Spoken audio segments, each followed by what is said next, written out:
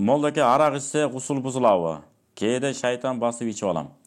Эми Кудайым сизге кубат берсин. Арақ ичкенин баарын биз акмак, жаман деп айта албайбыз. Ар кандай азгырыктарга азгырылат, кээде бир күйүттөр болот. Бирок эркектин аялдардан айырмасы эмне? Эркин башкаруу менен айырмаланат. Ошон үчүн кыргыздын макалы бар да, аялдын сулуулугу ажарында, эркектин сулуулугу мына акылында дейт. Ошо акыл аркылуу жан дүйнөбүздүн, ыйманыбыз менен эмне кылат экенбиз? Ушунчалык бекем тырышып, ичпейм дедимби? Ичпейм.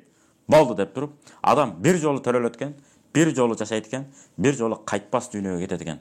Кой, эми мен токтотоюн деп.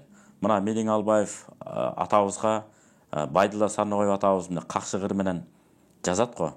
Бул дүйнөдө кенен жолдо басалчы меселең. Кыяматта кыл көпүрөдө акыбалың кандай болду экен деп. Себеби Байдылда Сарнагоев атабыз мен укканыбыз боюнча өмүрүнүн акырында таштаган дейт.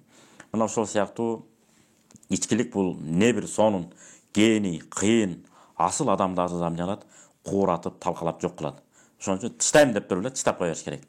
Адам өзүн байкайт, баягында таарынчак болуп, ар кимдин кемчилигин аңдып, алар жөнүндө көп сөз кылып баштаган болсо, нааразычылыгын билдирип эле кайра-кайрадан маалып, ушулар ичкич боло баштаган белгиси болот экен. Ошон үчүн адам өзүн өзү тыйып, кармап, жакшы бир кээде туура кычкыл ичкиси келиши мүмкүн адам.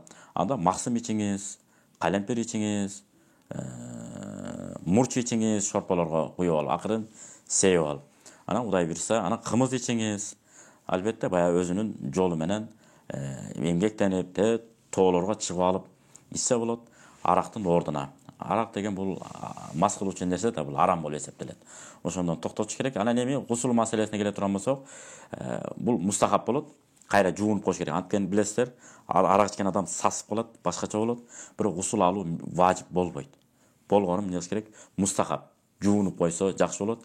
Керек болсо кээ бир риваяттарда сүннөт деп те келет. Жуунуш керек. Бирок важип эмес. Гусул важип болбойт.